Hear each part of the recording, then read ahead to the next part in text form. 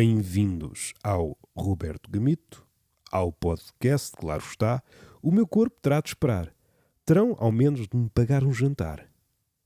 Vamos continuar na piugada do livro Lembro-me, e o fragmento deste episódio é: lembro-me de fantasias em que tornava o lugar de trás, no carro, um sítio habitável, com cortinas, uma cozinha desdobrável, etc.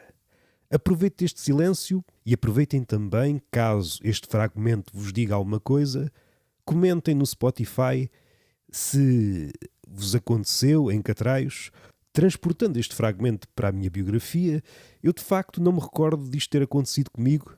Seria engraçado perguntar ao meu irmão, mas algo de muito parecido. E se assim é, já serviu o propósito.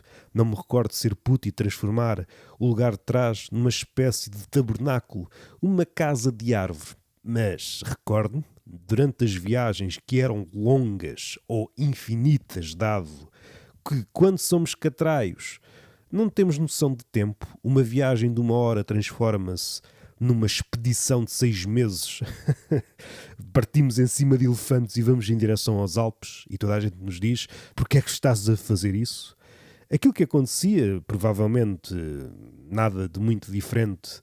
Como tinha o irmão, as coisas correm bem até correrem, e é um exercício diplomático que oscila entre períodos de paz, de galhofa e cacetada até dizer chega, cacetada que até ferve. E o que é que sucedia entre uma coisa e outra? Entre Zaragata e início de período diplomático, havia uma merdinha que eu não sei se ainda existe nos carros atuais, uma espécie de pénis a meio do carro, e aquilo servia de divisão. E foi assim que eu aprendi o que é geografia, limites, fronteiras. Aquilo era a nossa fronteira. Antes da Zaragata não havia fronteiras, éramos homens primitivos cujo continente era toda a extensão do banco traseiro. Feita a Zaragata, os meus pais diziam: tenham calma, comportem-se. Não sei se por intervenção de diplomatas de fora, mas a sugestão é: ponham isso para fora, salvo seja, esse bracinho que estava dentro do banco, e isso servia de fronteira. Metade do banco era meu e a outra metade é do meu irmão. Aquela linha era intransponível. Evidentemente a criança sabe pouco de fronteiras, sabe pouco de diplomacia. Aquilo resultava durante alguns minutos e daí em diante toda a nossa energia era para subverter isso. Íamos pondo a mãozinha.